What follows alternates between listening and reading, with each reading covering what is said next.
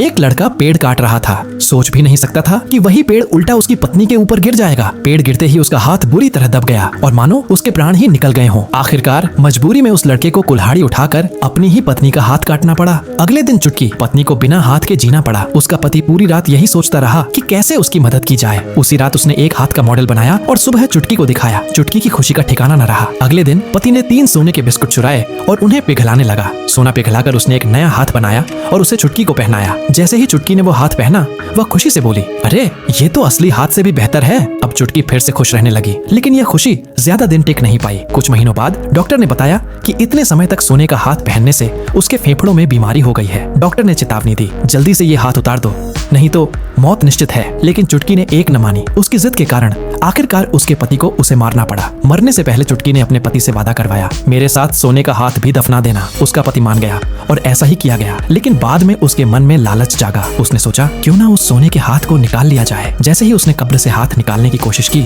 अचानक चुटकी की आंखें खुल गईं। वह डर के मारे पीछे हट गया, लेकिन फिर कुल्हाड़ी उठाकर एक ही वार में खचाक हाथ काट दिया। इसके बाद चुटकी भूत बनकर उसका पीछा करने लगी और उसकी जिंदगी डर और पछतावे में डूब गई।